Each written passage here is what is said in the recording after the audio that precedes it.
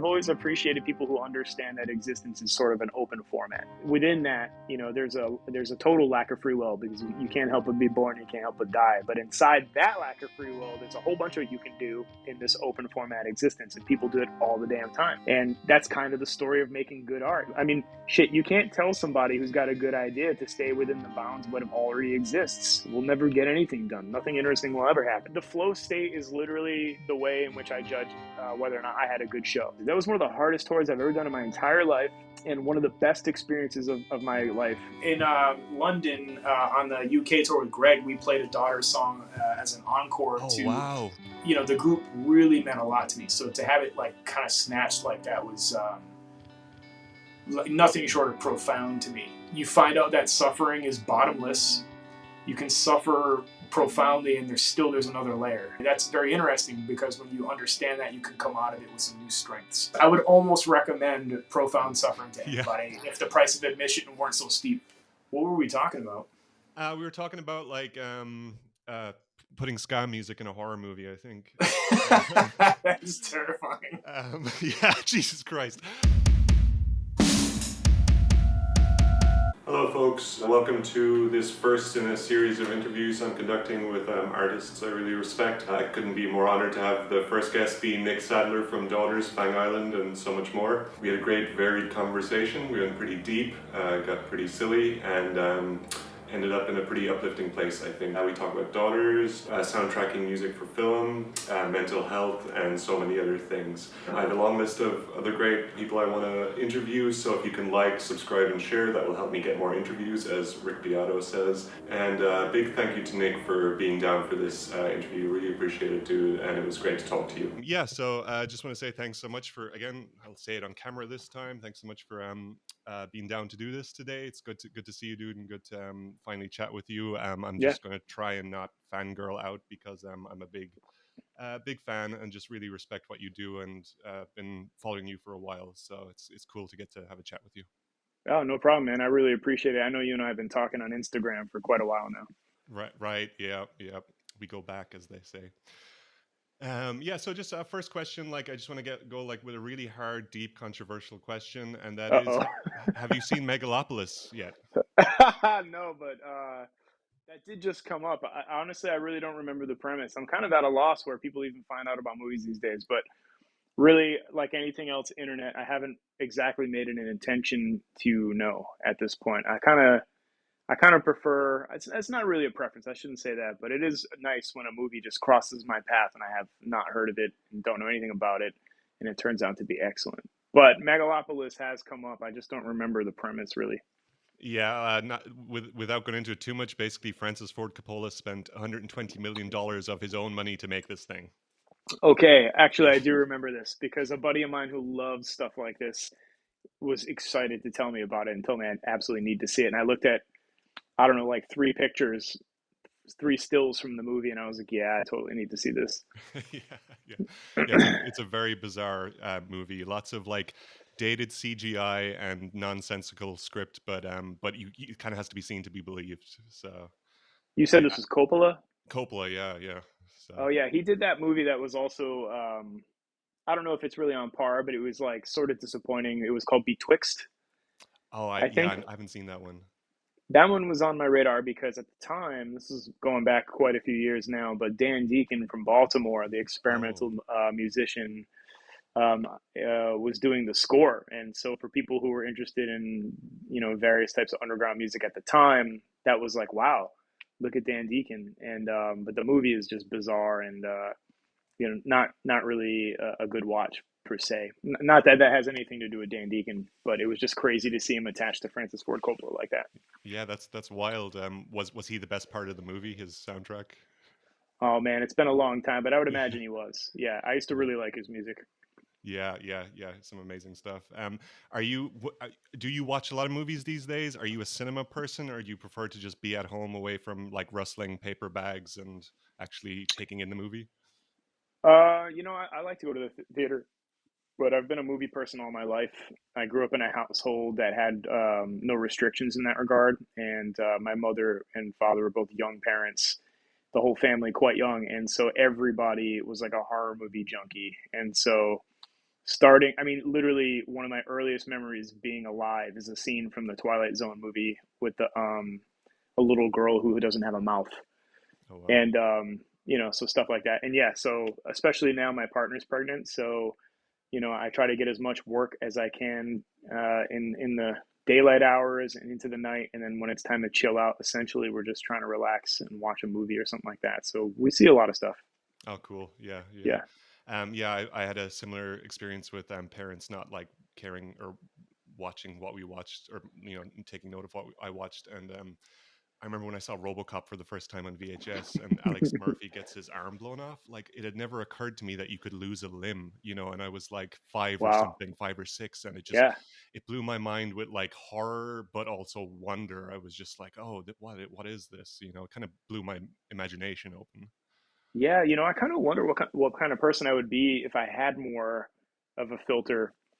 Because I think, like, even as a young person, there was a whole lot about the world that was not as big of a deal to me as it was to some of my contemporaries growing up. And I think the threshold I had for dealing with stress, for instance, the bar was just way higher than the people around me. And I'm not going to say that's totally because of horror movies, but I bet it plays a role. I mean, I remember being in like middle school or something, and my mother was like, "You never saw Evil Dead?" And this is like '96 or something, and I was like, "No, I don't even know what that is." She's like, "We got to watch Evil Dead." So she would give me the Evil Dead movies, or and then some other stuff that was a hell of a lot less like jovial and with a sense of humor. Some other things that were just like harsh horror movies, But that's how it was. To this day, my favorite horror movie is called Night of the Demons, and it's because on like my fifth Halloween or something, I watched that movie getting ready to go out as a werewolf, and it just stuck with me all these years. And it's just kind of ironic because the soundtrack is such a big deal to me even now,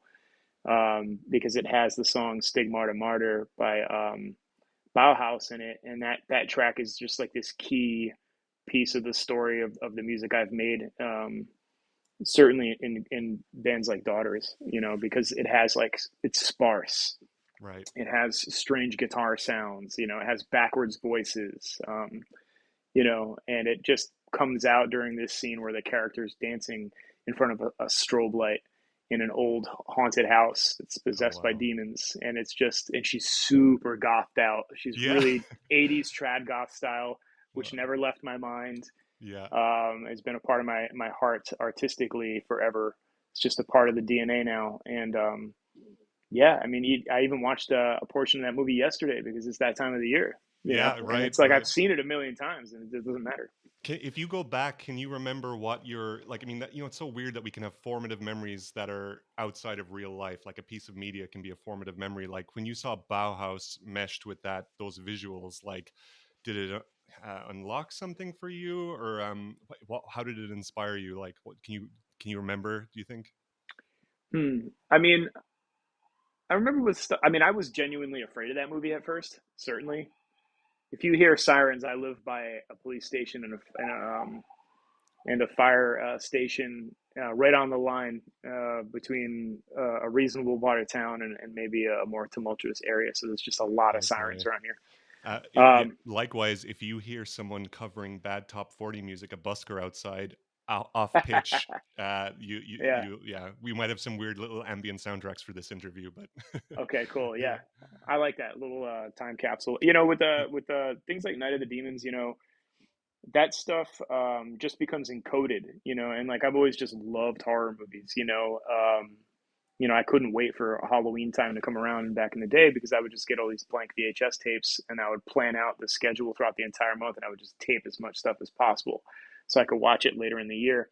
And then I had this uncle who like collected horror movie posters and weapons, and he was like this weird all black clothing metalhead oh guy, wow, and he just had this gigantic collection of tapes. So even when I was a kid in grade school and stuff like that, I would come home from school, I didn't have any friends, pretty much. I didn't have any friends until I started finding things like punk and hardcore and underground music and stuff like that. It's where I really met my clan. But and I would just blow through this dude's taped from dubbed from the VHS store up the road, the mom and pop, or off of TV. So I think way later I realized, like, Daughters had done a couple records, and it suddenly struck me. I'm like, oh, no wonder this music feels like second nature to me. My favorite movie of all time is The Shining, and that whole score is just incredible. The original, the OST for that movie is out of control. Everybody on there is amazing.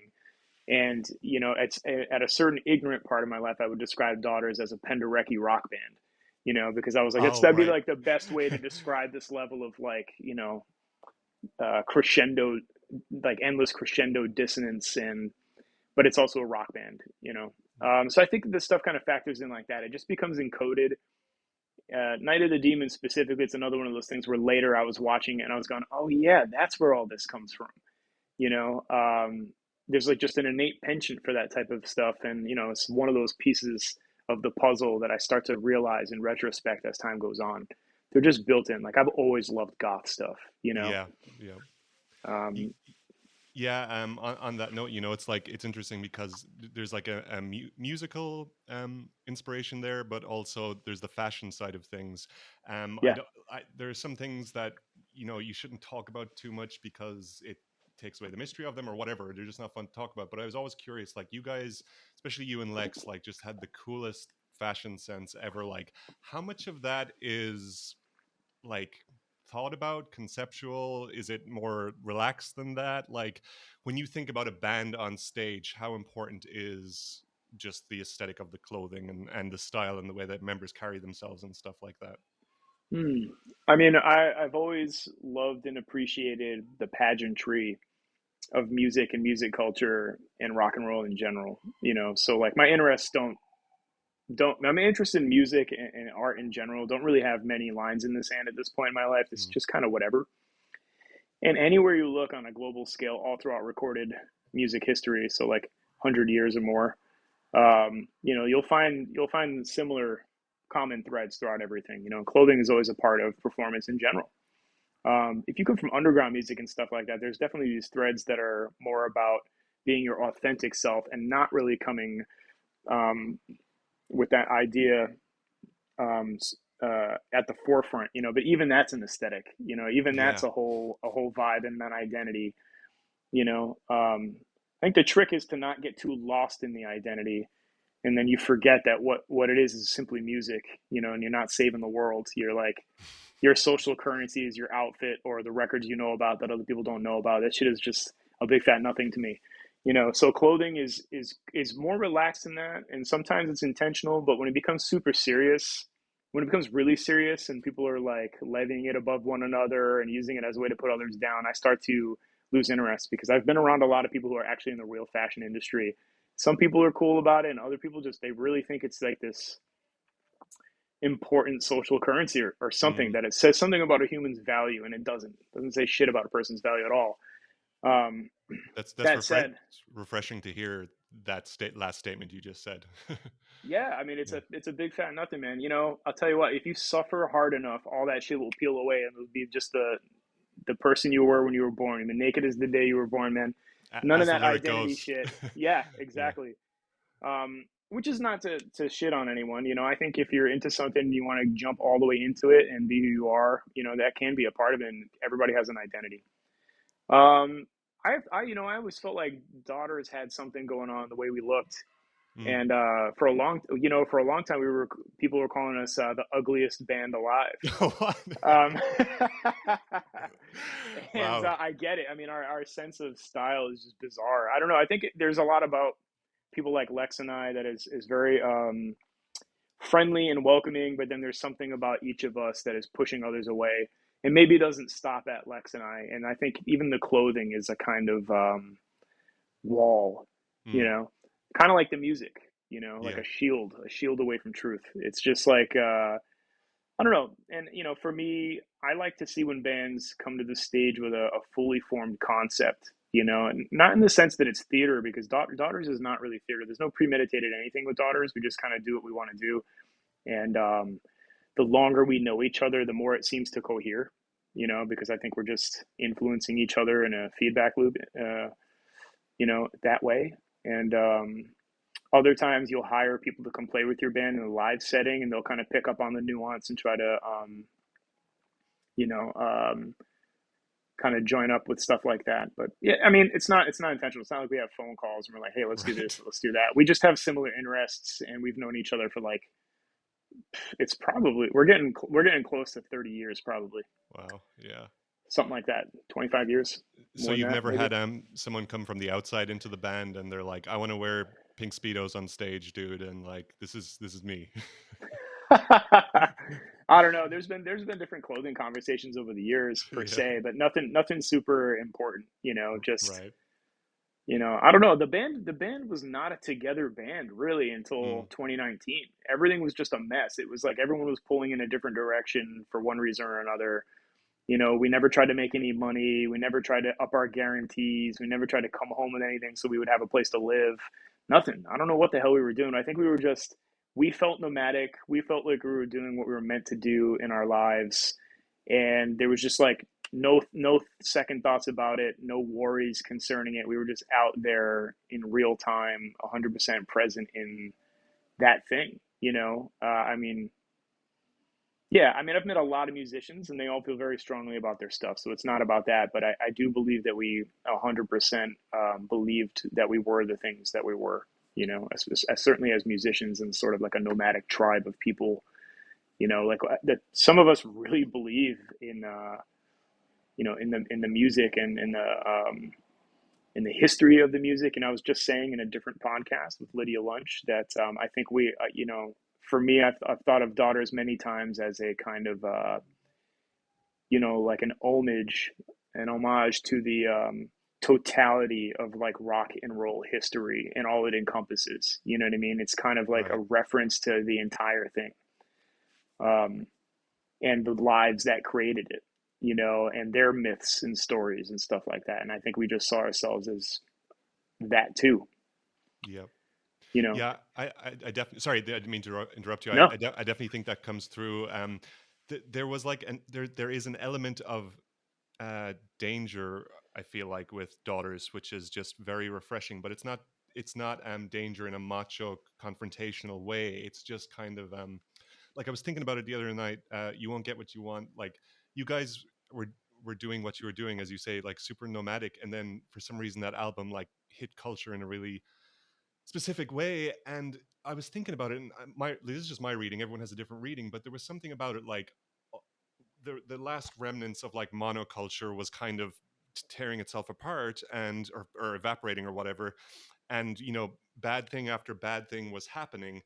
And then the album, feeling wise, kind of went a few steps ahead and was like jumped into a pit of fucking doom and kind of turned around and said, I'm still alive, it's okay, like you can survive in these like really fucked up situations. Like you think it's bad where you are, but the human being is kind of stronger, like the human spirit or whatever is kind of stronger than that, which is maybe an overly optimistic view of the thing, but I feel like people found a kind of strength and power oddly in such bleak music in that way. Does any of that ring out for you in any way? Or I can understand that, because since that record came out, I've had correspondences with or from a lot of people who had really intensely emotional things to say to me about this record, you know, without getting into detail, but it's happened quite a bit. And that changed how I view what I do, which is really interesting because that record came out, I was like 37 already or something like this. And so, you know, to be continuing on in my journey as a musician and as someone who thinks of themselves as an artist on some level, to have new things show up that change how you view what you do and what you've done, that was pretty interesting. And it kind of made it a focal point for me where I understood a manner of doing this that was even less about myself, you know, because I was like, oh man, you know, once it's out there, it's everybody's thing. right. But I can see what you're saying. You know, that it's funny how dark my life became because of that record. It just went snowballed for years. But it was crazy because the leading up to that record, it was also super dark. It was like, that's why the music sounds that way. It was like a really, and I was thinking about this over the weekend. It was like when I was making that record, there was a part of me that was using it as a crutch to survive the life that I had at the time. You know, there were good things in it and stuff. It's not like it was an utter nightmare, but it wasn't great. And I didn't feel great. And so that record was like this little kernel of like, I know that I am this person, and I know that this is a thing that I can do, and that it has value. And that was the thing that was getting me through every day, was just this like, I'm making this thing, it's gonna come out, I'm gonna resume the person I was, or am, and so on and so forth. There's all these different things about that. And so it sounds like a darker record than I even thought when it came out. I was pretty surprised that people had so many comments about how dark and scary it seemed to them, because it does not present to me like scary and dark at all. And I think that's because, one, I'm a little immune to that stuff for a lot of reasons. And two, I listen to music that I think is dark and scary, and that record's not even remotely close to touching what some people can do with that as a concept. You know what I mean? Yeah. But even those people, they're kind of built into the, whatever you listen, whatever you're ingesting in life, whatever it is, it's going in there, and it's, whether or not you're conscious of it, it's kind of just in there. And that stuff, the maybe the scarier, more depressing music that other people have made, filtered into that in some way. But looking back now with some distance, it's very much like a product of the time I was living in and the experiences I was having in first person. Monoculture wasn't really about it. I mean, I thought of myself as completely outside of the culture. That's what was so strange about mainstream culture grabbing onto it as strongly as it did. I just saw myself and the other members of this band as being like separate somehow, like not even necessarily by choice. I mean, we're all poor. You know what I mean? I was basically a garroted artist. I was living in this like attic place that they converted into an apartment. It was tiny as hell, and it was just dark and depressing.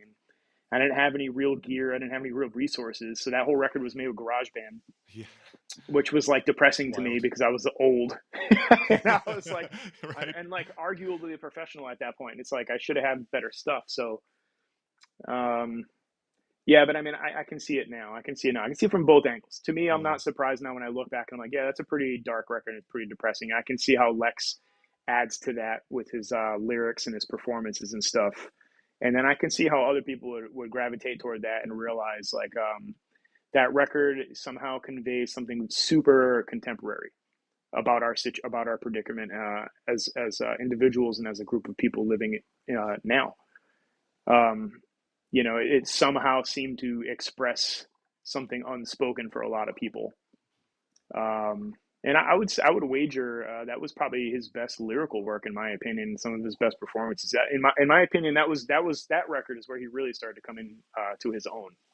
Certainly as a live performer, he just went from being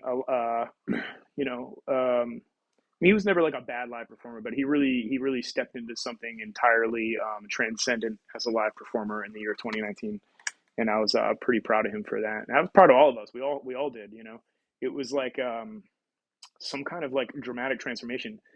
I'm on a ramble, but to end this thought, full circle, is that even the touring that year felt like that. The touring felt like that record. Something about that year felt like we were on hyper speed. There was no control. Like we were possessed. Even when I think about the performances, they're just like a flash. Like I wasn't even present, which is like to me the mark of a good performance, because you're immersed. But we were all like that, and it was taking a toll like all the time. The whole year was just something about it felt, I don't know, wrong. Something about it felt wrong, and just tensioned. And like, I mean, considering some of the stuff we've lived through, it almost felt like something was going to happen. And it was but what, Yeah. And was it a feeling of like too good to be true, and like the acceleration of it being too fast, or was it something else? The acceleration was bizarre. It was really bizarre. I mean, when you have a record like that, I've had two in my life.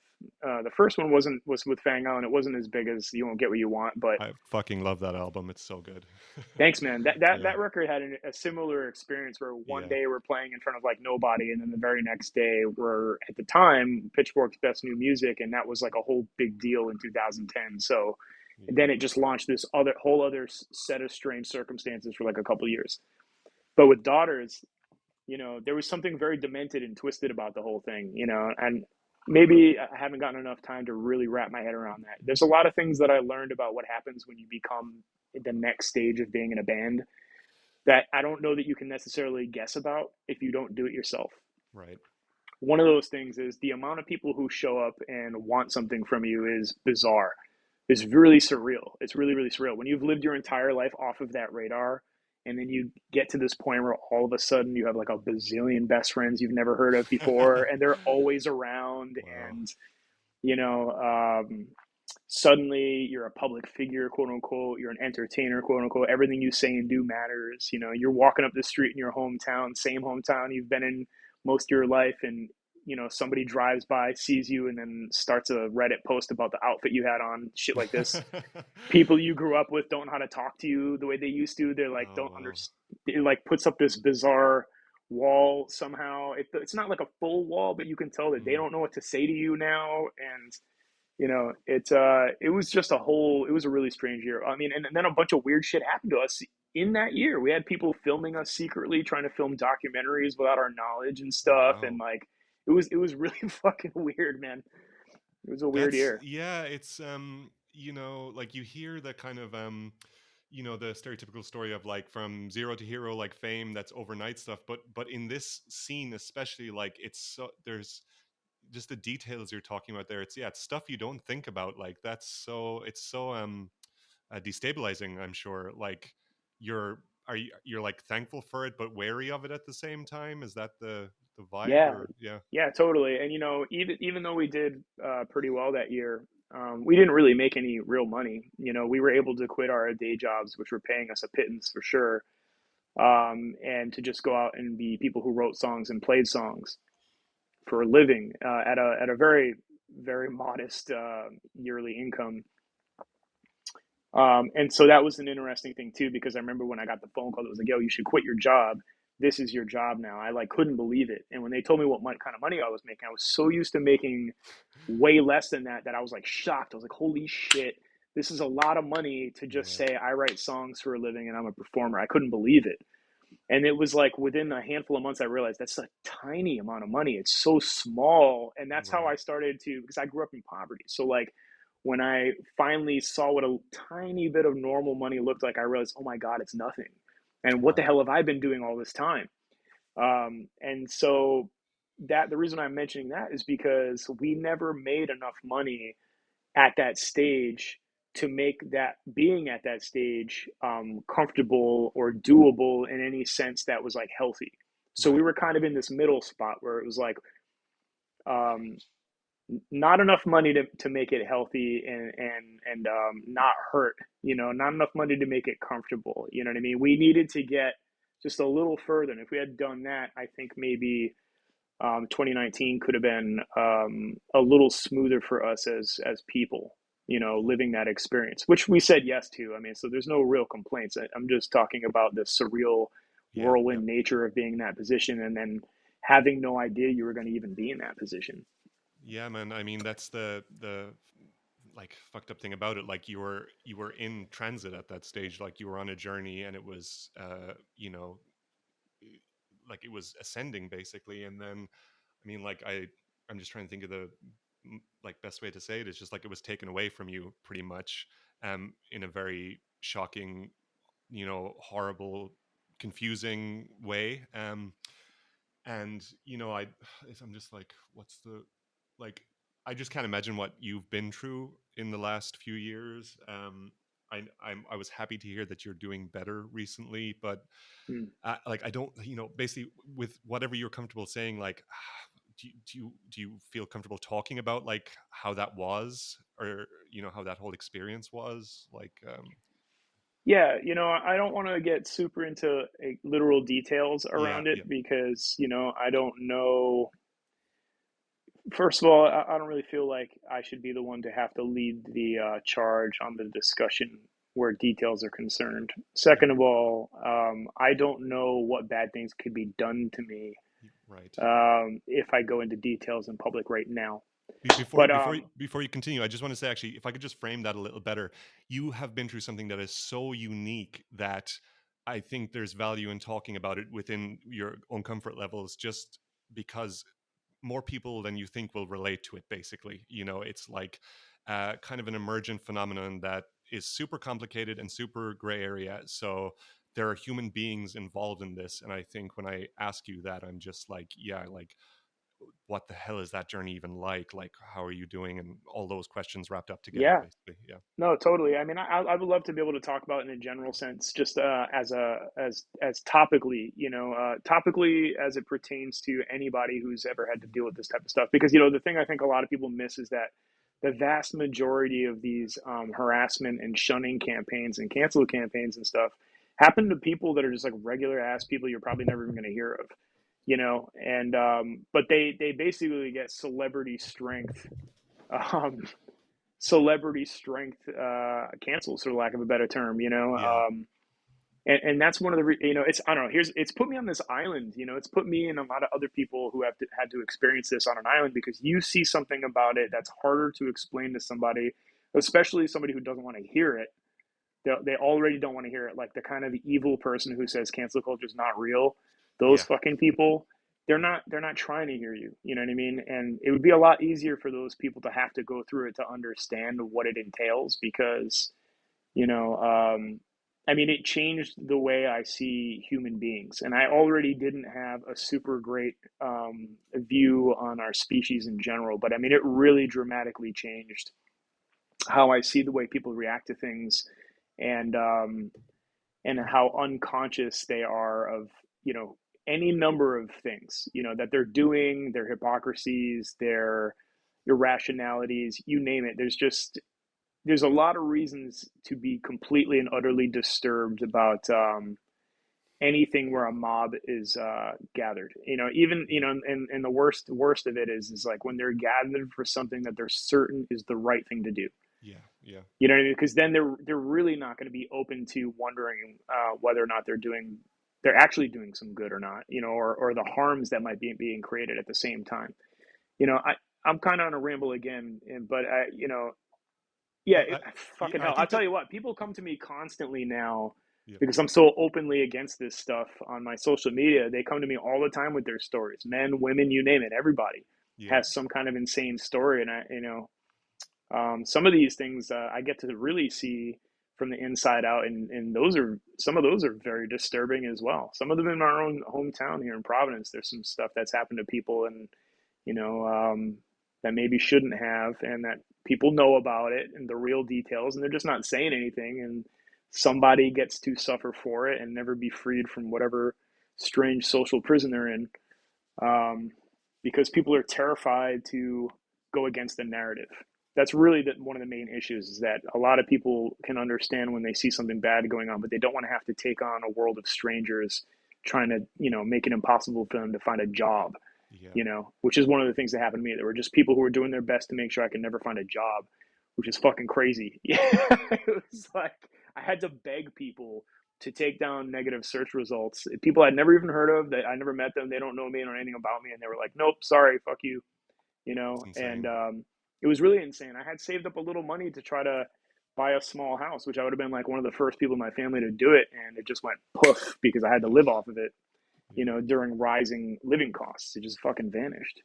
There's a lot of stuff about it. I think if I can find a publisher who has an advance to give me the time to buy my own time to write about it, that's my plan. I'm going to write about my life in music, and I'm going to go into real detail about what happened to me and the members of my band and stuff in like a little autobiography, if I can find the right person to um, help fund it.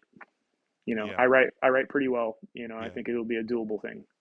Yeah, yeah, dude. I mean, like, the thing about that is, like, that could be very healing for a lot of people, because you're like, when we even have this fucking conversation, there's the atmosphere, the vibe that somehow you're like aligned with like the far right or some crazy people or something, or that you have like some other weird questionable beliefs or something. But it's like, it's just when you care about like nuance or slowing down or talking about the reality of something, you piss off everyone. Like, you have no, like, you kind of just are nowhere. It's like almost like a medieval level of like social shunning that, like, Yeah.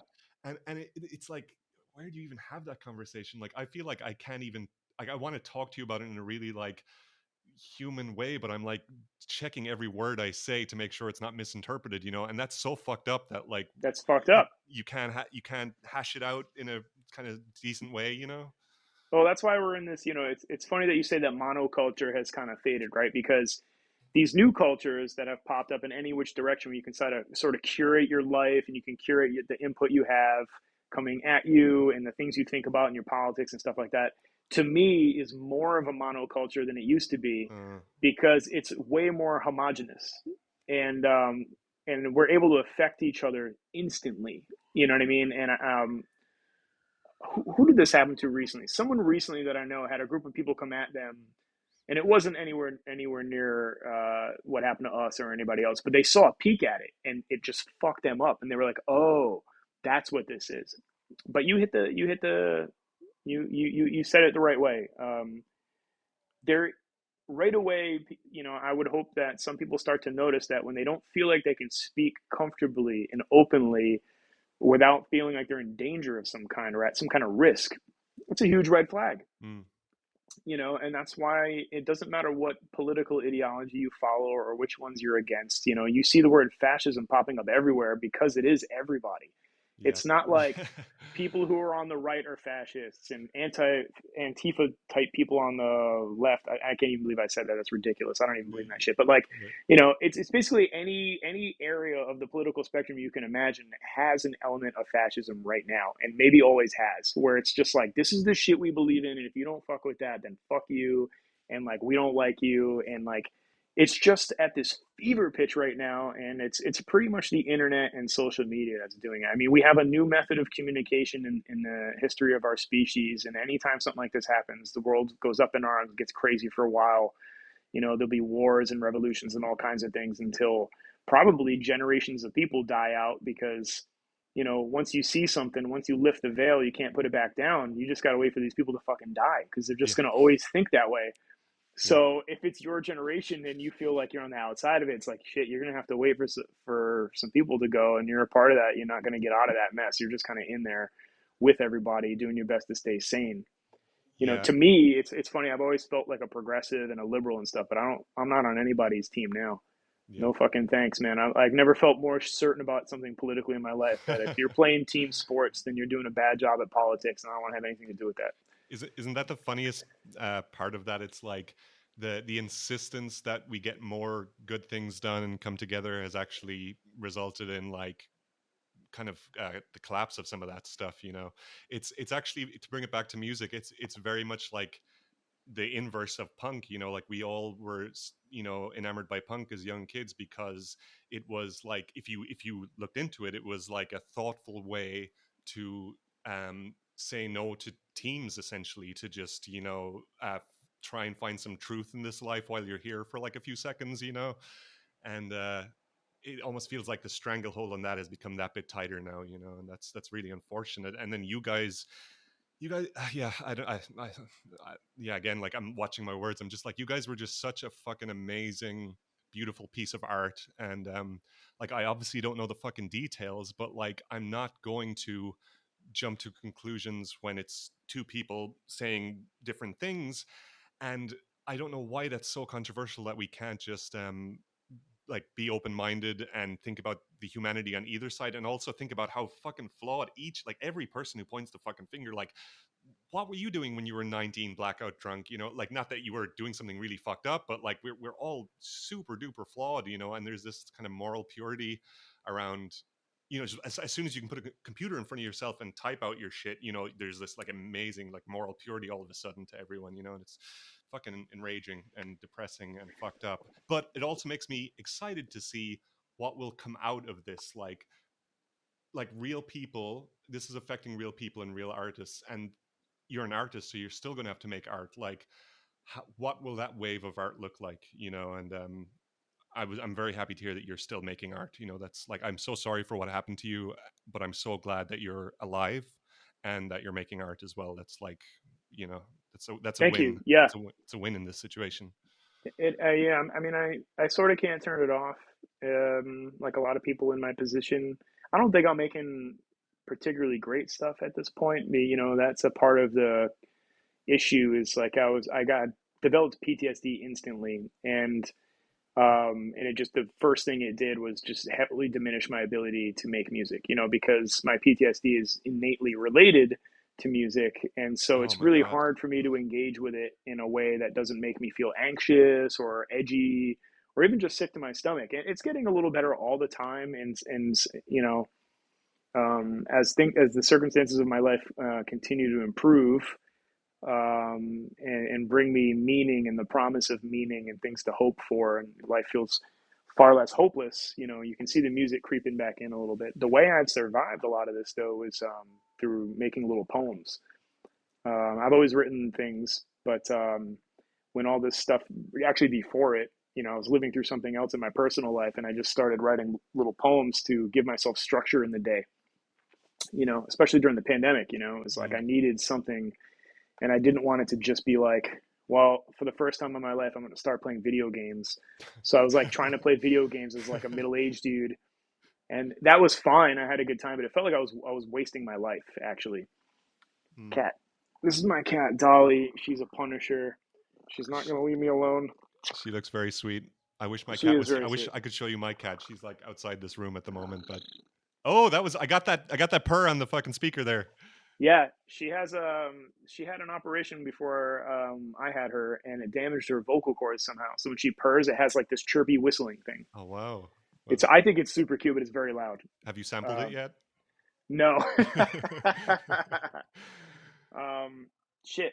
Yes, I started writing these little poems, like little short things. My rule was 5 lines every day. I didn't care how bad they were, and then I ended up getting through years of that. So now I have, and then it would expand. It wouldn't just be 5 lines. After a while, it would get longer, and I have like a stack of notebooks like this high, just Cool. filled with like little poems and stuff. And it kind of became the thing that replaced the music. It's like that's, I think, probably will always happen to me with art. If something gets damaged or is lost, probably like any other human psychology, there'll be something else to replace it. Mm. You know what I mean? That'll just come in and take its place. And so that's what was going on with the little poems and stuff like that. A Is there lot of it's bad, but it got me through. I mean, that's what it's all about, is just failing 50 million times until it starts catching, Yeah. But Yeah. was there apprehension to so when you say the music became a little bit hard to touch, and then this came up, did you feel any like apprehension about going from music to poetry in that moment? Like, oh, music is so sexy, and like other people are involved, and like my history with it, and then this is so intimate and small, quote unquote, smaller. Was there apprehension in that sense? No, not really. I mean, I wasn't doing it because I ever thought anyone was going to read it. In fact, I was certain that I didn't want anybody to read it because I mean, even as I was writing it, I would write 5 lines. I'd look at it and go, maybe the next 5 days that I do this, I won't even read the 5 lines because these are really bad. And But the other thing is, when I got into music, it wasn't because it was a sexy thing. I mean, all the stuff that was happening in the 90s when I started discovering all these different types of underground music, it literally was underground. There was like hardly anybody there. And then I stayed in those spaces throughout my life, um, all the way up till You Won't Get What You Want, just at the basement shows and just wherever. And there's hardly anybody in those spaces, and it's really, and there's a sexiness even in those spaces Mm, nowish, around right. now, and maybe there always has been, but it wasn't like that for me. I just was just genuinely inspired. I saw some people play their instruments and do things that struck me, and then that's how it started. I didn't ever suspect that anyone would give a shit about. I didn't know that in my early 40s I would still be doing music on some level, or that anyone would care, was not even remotely a possibility in my mind. So it's been a surprise, and I still live on the outside of that notion that anyone would even care. I get to that's one thing I do appreciate about my perspective in all this, is that like I do still feel like I'm on the outside of even this, Mm, and that later on I'll get to look at it from the outside and have some sort of awe about that part of my life. Wondering what I could tell myself if I could talk to the 15-year-old me yeah. about what all that's happened. But moving to poems, it was like natural because the music, I was trying to make stuff and it was all bad, and I could tell it was bad, and it was just something was wrong. And then the poems, what were not like that. They were Mm, just the next. They were the easiest thing to transition to, and feel like something was actually happening with it. Even though I knew that it was bad, it gave me the feeling that music used to. Wow. You know, and so I just kept doing it. And, you know, I'm writing a lot less lately because I'm working on a movie and some other stuff, but I still write poems all the time, you know? That's awesome, dude. That's really it's a you talking about like the aspect of your creative career. I think is very beautiful. Is that like that complete lack of expectation that anyone will see it. You know, like that's I don't I'm sure you I don't know if you know, but like that's like really fucking rare these days. Like I struggle quite a bit with the fucking like hamster wheel of like thinking about how a thing will look when it's finally posted. You know, it's like the worst thing you can think about when you're making art. Like thinking about manipulating an audience reaction. Not that it's there all the time, but it comes up because this stuff is just so everywhere. Like, how do you is you just not interested? How did it not capture you? Just this I think I just come from a grasping. different era. Yeah. You know, it's not like what you're talking about is a new phenomenon. It's always been there, but like, Right. you know, you could, when we released our first 7 inch, it was 2002, and the Yeah. internet was hardly a thing. We had a website, and all the people around us were like, "What?" You know, and there was nothing on the website. It was a terrible website. It was Yeah. great for the time, but by today's standards, it was basically, you know, it was basically like Atari. It was crazy, and so you could release something knowing, I mean, it wouldn't have been like now, where like you release something and you could probably get 1,000 people to listen to your stuff and still have that make no impact on what you're doing at all. But Yeah. you know, the prospect of visibility is so instantaneous at any given moment with the internet, you know. And then back then, you know, we could do 207 inches and imagine that maybe we wouldn't even sell all 200, but then they certainly wouldn't have been circulated on the internet. You would have needed to have been part of some zine or some underground distro, or you would have had to have been at the shows, and there was no other way to find out about this shit. And then there were some early, you know, like underground culture websites that were picking up on various things that are still around today. But now it's definitely a different thing. I can totally see it. I mean, everybody can release music. Everybody can publish it instantly with photos and a video, and these things cost very little, and the market's flooded. And social media and the internet, as it stands now, is really ramping up the innately narcissistic Mm. quality that is present in all of us. It's really, it's like celebrated. It's so present that I think people don't even realize that it's there anymore, which is ironic because people love to fucking call each other narcissists now. But like the things that are truly narcissistic seem to be celebrated, and Yeah. yeah, and it's a strange brew with all this stuff. And so anyway, yeah, I can totally see how anyone starting a band right now would be thinking like, all right, video, photos, documentation, blah blah blah. And I wouldn't blame them at all. And I've definitely thought in that direction myself. But you know, even you won't get what you want. No one in our band thought anyone would like that record, that was going to give a shit. We certainly didn't expect that we were going to get the attention that we got for it. But I wasn't even sure that the people who used to like our band were going to like it, Yeah. because I kind of thought maybe it was a bad record. I wasn't sure that I could like live up to my idea of myself or what the band was or would have been or should have been, and then maybe up to the people that I admired in music and art and stuff like that. I just didn't think it could work, and or I wasn't sure it could work. I wasn't certain in any sense. And so I was like really delighted when at first people were like, "Wow, this is really cool," and then it started to go way higher, way faster, and we were all just shocked. In fact, I remember the day Lex told me that Needle Drop gave it a 10 out of 10. We were in Yeah. Baltimore packing up after a show on the first tour for You Won't Get What You Want. He was like, "Hey man, Needle Drop just gave us a 10 out of 10." And I was like, "Oh, that's cool. I remember that guy." Because I did remember that guy. He reviewed our self-titled record, which came out posthumously. He was one of the only people to review it, and he just had a video blog and no followers. It was just Oh like one wow. dude on Wow. YouTube and like maybe a couple other people who reviewed it, but he stuck out to me because I was like, oh, a YouTuber in the year 2010 reviewed this record, and he was like one of the only people who did. And Was he so into it? then, yeah, he loved it. Oh wow. Yeah. Self-titled record, and then like 10 years later or however long it was, You Won't Get What You Want comes out. I had no idea he had become like this.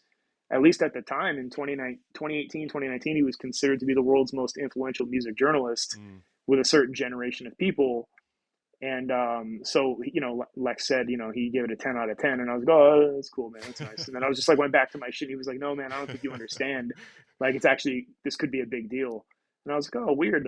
Yeah, I remember him. I didn't realize he was like considered important now. Yeah, so had no idea that was going to work out. And that's how every record, I have a book of poetry coming out this year with my friend Joey Camello from a goth band called Fearing. And it's a split poetry book. We're just throwing 30 poems in this mix together, 30 each. It's called Useless Profundity and Other Catalog Identities. And I have zero expectations for this thing. I just want to do it because it's fun to do it, and sharing it with others is part of the process for me. It's like part of the fun. But I don't, maybe we'll print 200 of these things. I'm not even sure how many we're going to print. I have no idea whether or not anyone's going to care. I can't wait to get a copy because it should be awesome. I looked up Fearing when we spoke about this interview, and they seem really great. How did you guys come in contact? Have you always been in each other's circles, or what sparked it? That's a good question, actually. For years, I played bass in a post-punk band called Way Out. And that band, it was sort of like Wipers meets Chameleons with a little Johnny Marr in the guitar playing of our vocalist and guitar player, Eve Knox.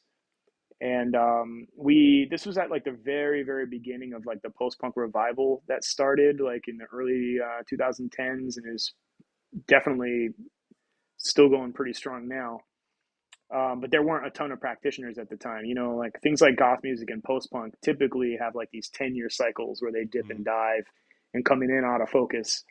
And this seemed to be another one of those. And this is how I met Toby from Soft Kill, is a band I play bass in from time to time.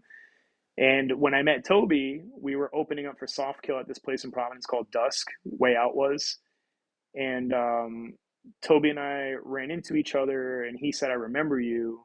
And I looked at him, and I was like, oh, I kind of remember you too, but I don't know why. And then we exchanged numbers or something, and then way later he got in touch and was like, oh, I know I remember you. He's like, I used to live in Providence, and we used to talk to each other at Drop Dead shows in the 90s. Oh, wow. And then it clicked. I was like, holy shit, that is where I know you from. And so I think of Joey from Fearing in the same way. He's just like a person that I came into contact with. It's always been easy going to know this person, and it seems like I've known them forever, and who knows when I met this person. But it's been years now. And I was delighted to find that he writes poetry, and maybe he felt the same way. So we just decided during the pandemic that at one point we were going to try to put together a little book together. And then earlier this year, like at the beginning of the year, we decided it was finally time to do it. He does poetry books all the time. In fact, he and his partner have a poetry society. Sorry, can you hear that fucking bike? Yeah, but it's so not annoying. bad. We get those here too. Sorry, yeah. It's I'm in the Bronx here, right by Yankee Stadium, so it's pretty fucking noisy. Oh yeah. We get the motorcycle gangs, and we get I'm not sure if they're called ATVs, but we get these like crazy 3- and 4-wheeler like bike gang things here. Some flashing lights, some strobe lights on the vehicle.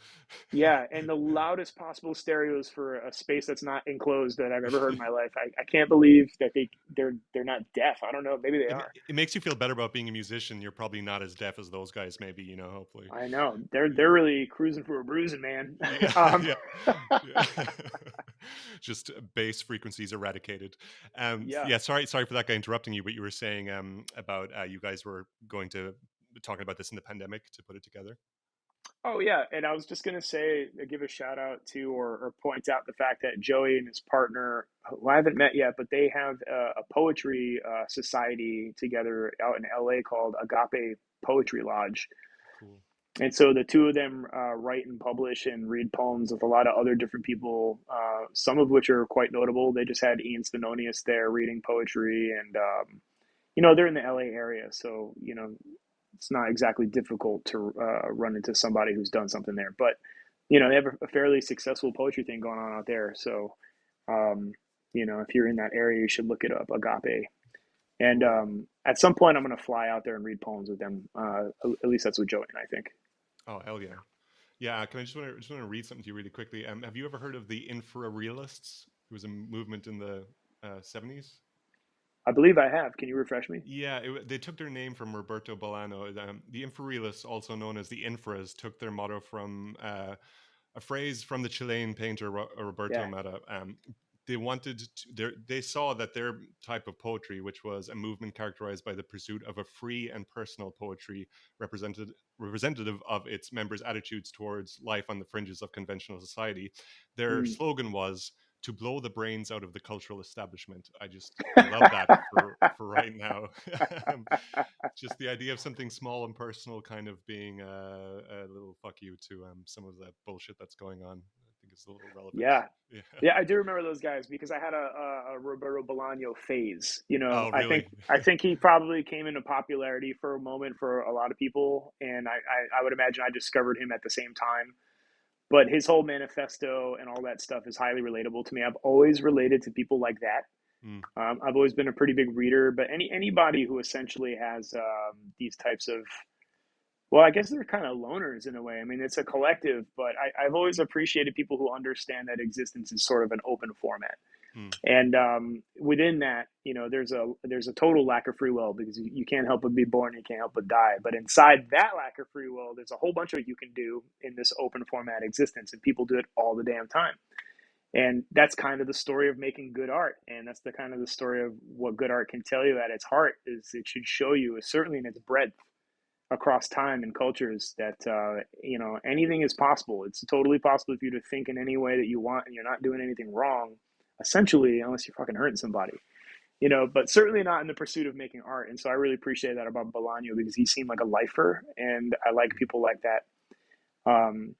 Yeah, and I can relate to their manifesto, except for the cultural establishment part. I'm not necessarily interested in dislodging anything personally. I just kind of want to make the stuff that I want to make, and I don't know. I mean, to be honest with you, I don't know that I could handle that type of controversy. If it worked, the kind of spotlight that would be on you would be not so great. And that's another thing that happens to you when your record goes.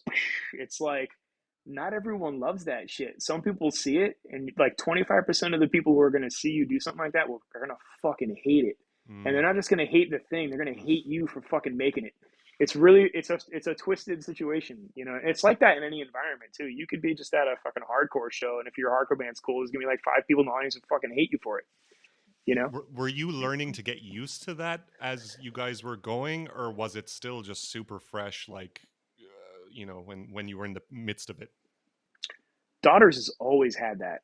Yeah. Daughters has always just had there's always been some group of people who just really take offense to just about anything we were doing or saying. As even the most benign things you can imagine, there's just always somebody who fucking hated that. And then eventually it kind of became a part of the art form, to sort of alienate ourselves from our crowd. I think it was a smart thing to do because it gave us more freedom to realize and engage with some of the things I was just saying, that like, you can kind of do whatever you want in the pursuit of art, without feeling you're doing anything wrong, without comparing, and the more of an island Daughter seemed to be on, the better the music seemed to get.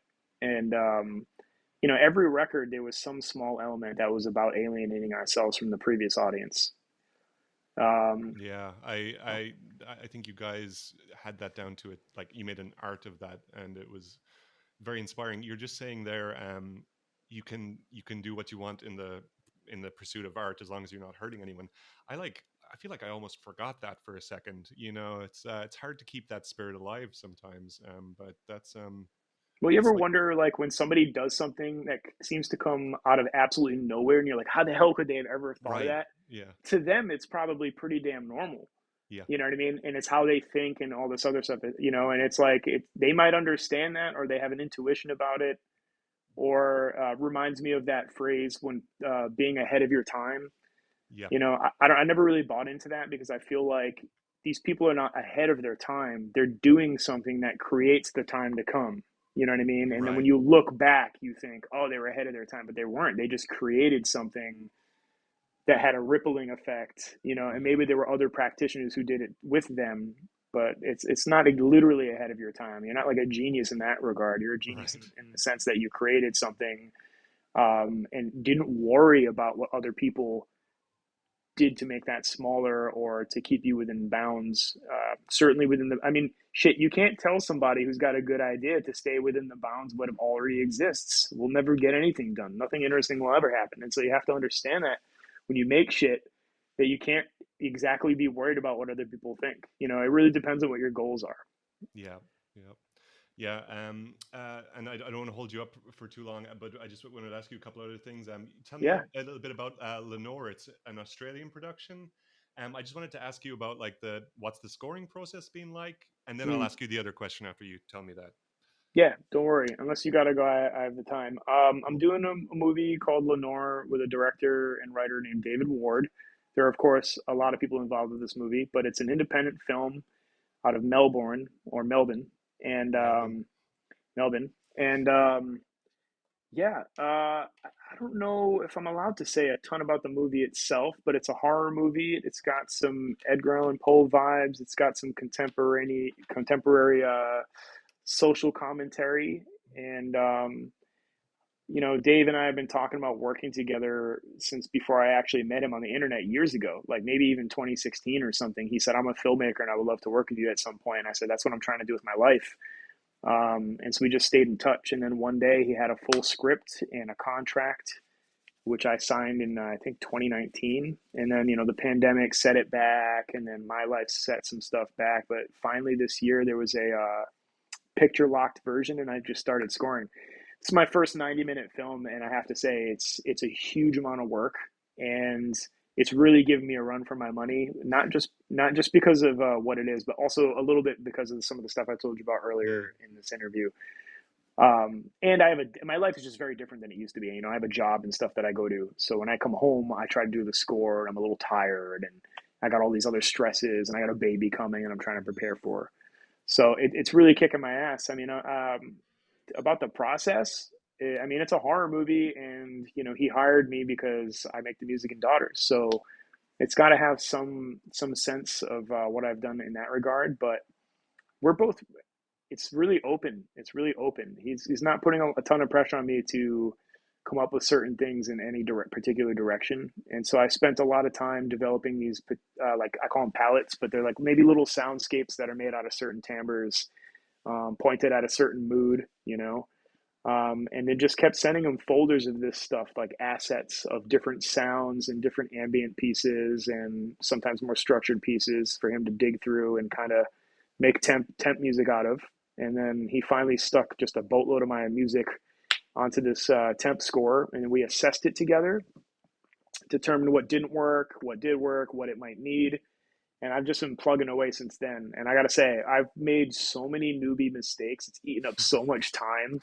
But I mean, if I get through this movie and I'm still alive, because I've been working on it since like March, Wow. most days. And I don't know if other people are like this or not. I have no idea because I'm teaching myself. Um, I'm probably going to save myself 6 months worth of time on the next full length 90-minute movie. You know, This is the crash uh, course. this is the crash course. I mean, and it's been pretty hard. It's been pretty damn hard. Has it? So you said that, right? Like, okay, the guy hired me because I do the music in Daughters. So initially, that could sound like a bit restricting to me. Like, you know, you want to just come at it from wherever. But is that also freeing because you know that you have to deliver a certain like partial aesthetic? You know. Yeah, no, yeah, it is. It is and it isn't. Like, I believe it or not, I make all different types of music. You know, I like everything. There are things that I like more than others, and things that I'm better than others for sure. But I've done a little bit of everything. I was just showing my partner Sarah music I made for a video game called Isle of Pan, and that has a real nature vibe to it and a real like psychedelic aspect to it. It's a VR game you can find on Steam, and that wasn't like anything I've done. You know, it's almost happy sounding. And anyway, so when people hire me and they're like, "I know that you can do this and this, but you know, we want to try some other stuff," and I go, "Okay, I'll give it a shot." That's way more nerve wracking to me than if someone says, "I want you." If someone This hasn't happened yet, but in a perfect world, someone could come to me and say, "I have a 90-minute movie that's a horror film, and it's a bit experimental and it's a bit on the art side, and I just want you to make a Daughters record for this movie." Yeah. That would be way easier Yeah. Yeah. because then I would simply do the thing that I pretty much understand how to do for the most part. And maybe I can see it getting hard only in the sense that I'll have this problem with needing to outdo myself, Mm. and have a little bit of a perfectionist tendency that tortures the living shit out of me, which is probably one of the reasons why Lenore is so hard. Like I don't want to give this guy a movie with music he doesn't like. So That's what you need. That's what you want as a director, though. Someone who genuinely cares about it. That's yeah, a lot. yeah. Yeah. I mean, he's put in so much. I mean, this dude has been working really hard on this for a really long time. I would hate for one of the final pieces of the puzzle to be the thing that kills it for him. It's just ska music. It's just nothing but ska. Yeah, new ska. And so the other question about that I wanted to ask you is like, is there anything about scoring that makes you want to say fuck live music, fuck touring forever? Does it have the allure, or is it just another part of the artistic expression? Well, I've been scoring things, smaller things, shorter things for forever. I've done all kinds of stuff actually, but I've been wanting to get into full-time scoring for a lot of reasons. One was I wanted to get away from touring, because before You Won't Get What You Want, I was just like, I'm getting older. I don't think there's any way for me to make any kind of basic living if I continue to go back out there, play to like 400, 500 people or whatever, and then come home after 2 weeks. It's obviously not sustainable. And I was only working jobs all throughout my life that were related to music so that I could focus it back into what I was doing with daughters.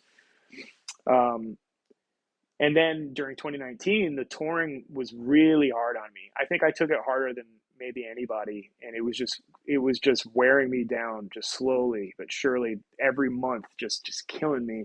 And I thought, I'm never going to be able to do this for years. So maybe I'll score movies. Now I got a baby coming, and I got a day job that's really cool, and I'm doing some relevant things in general, but also relevant to my various practices. But I need more money. I need more stability. And so I think, but I also want to be here with my family that I'm starting, and so I'm thinking, shit, man, wouldn't it be great if I actually had the resources I needed to score a film, had proper space? Like I just do this in my living room. So it's a huge pain in the ass. And I was working a job that was near my family, and it brought in enough money to live just a reasonably stable existence as three people. Maybe four one day if I can get her to do it. Ooh, And, yes. but, nothing's off the table. Live music is in my heart. Last year I went out with Greg Puciato for 2 months, and then I did some soft kill dates and back out with Greg a couple times. And I think I'm going back out with Greg next year in August. And can I ask you, what was it like doing a rock music again tour with Greg, like getting back out there? How was that for you? Ooh, super fascinating. Going out there with Greg and the people who play in his solo music backing band. He writes all that stuff by himself. Yeah. And then we just kind of learn it and go. Showed me how unwell I was. I was in a vacuum. And when I got there, I was like, by comparison alone, I was like, holy shit, I am very mentally ill. This is crazy. God. I didn't realize how far gone I was. It was so clear when I was in that group. And then the other thing that was amazing about it was that they didn't seem to care. They were so supportive of me, and I think they could tell that I was struggling. And they just made it easier for me by not making that big of a deal out of it. You know what I mean? And just understanding and always welcoming me. They never made me feel weird. Nothing, no walls went up. No, you're excluded from this, that, and the other thing. They could just probably see that I had been through a lot, and it was still weighing on me. And I had to get through the whole thing of like confronting my trauma, not the internet trauma, like the real diagnosable real life trauma, not some shit where you read a meme and then you start telling everybody you have PTSD, like the kind where you can't function because you're basically a fucking war vet. And I had to confront that shit in real time in front of a crowd, with a dude who has a real legacy and who's a real professional, paying me real money, because I was a real professional, which is like something I take for granted all the damn time. And that I know how to do a thing in a live scenario that makes me valuable. And I just, for some reason, I forget that all the time. So I go out there with those guys, and it was a little terrifying. Also I wondered what was going to happen. What kind of fucking internet sociopaths are going to show up at these shows to bother me about some shit they have no insight into, You'd think they would be aware of that, but that's not how this works.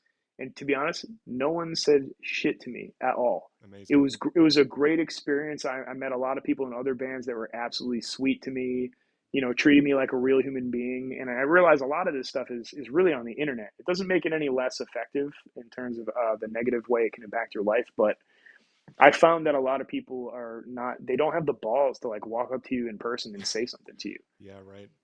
Especially I started that tour. I had a shaved head and I don't even think I had eyebrows. Or maybe my eyebrows had just come back. So, I was, I wore Timberlands that whole tour, which Yes.